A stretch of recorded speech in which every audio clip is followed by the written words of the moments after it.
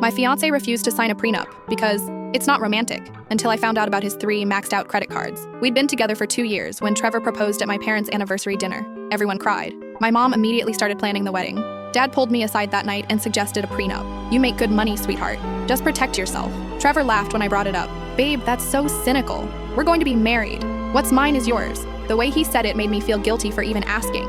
Fast forward 3 months. I was looking for stamps in his desk when I found the letters. Not love letters, collection notices, 3 credit cards, all maxed out. Total debt, $47,000. I sat there staring at the numbers, my hands shaking. We were closing on our house in 6 weeks. Trevor walked in and froze. "I can explain," he started. But I was already doing the math. The romantic weekend trips, the designer watch he claimed was a bonus from work, the expensive wine at dinner parties, all debt. "When were you going to tell me?" I asked. He had the nerve to look hurt. "I was handling it. I didn't want you to worry." Handling it meant making minimum payments while the interest compounded. I pulled our joint account statements. He'd been transferring money from our wedding fund to cover his payments. $8,300 gone. Money my aunt had gifted us. Money from my own savings. "It's our money," he said. "We're getting married." That night, I called my dad. He was quiet for a long time. "Cancel the house closing," he finally said, "and get your name off anything joint." By morning, I'd frozen our shared accounts and moved my half to a new bank. Trevor came home to find his cards declined at the gas station. He called me 17 times. I didn't answer until he showed up at my office. "You're overreacting," he insisted.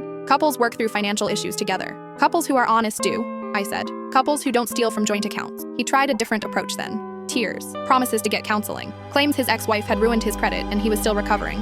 But I'd done my research. His credit report showed the cards were opened after we met. Every purchase was voluntary. The house was supposed to close in 2 weeks. I called the realtor and explained I needed to remove myself from the contract. Trevor could buy it solo if he qualified. Spoiler, he didn't. The wedding was in 3 months. I started making calls. My mom begged me to reconsider. "All couples have money fights," she said. "Don't throw away 2 years over credit cards." But this wasn't about credit cards. It was about the lying, the manipulation, the way he'd made me feel selfish for wanting to protect myself while he was draining our accounts. I moved my stuff out while he was at work, left the ring on the counter with a note. "What's mine is mine. What's yours is $47,000 in debt." I crashed at my sister's apartment that week, screening calls from Trevor and his mother. She left a voicemail calling me heartless, said her son was devastated, that I destroyed him over money.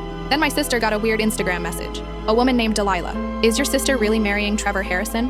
Because he owes me $12,000 and hasn't made a payment in 8 months." Turns out Trevor had borrowed money from his ex 2 years ago, right before he met me. She'd been trying to reach him for months. I called her that night. We compared notes, the lies, the financial manipulation, the way he'd cry and make promises he never kept. "There's something else," Delilah said carefully. "Before we broke up, he kept asking about my grandmother's inheritance. Got really angry when I said it was in a trust. My stomach dropped. My grandmother had just died, left me everything. The reading of the will was scheduled for next week, and I couldn't fit what happens next in this short video. Watch the rest down below.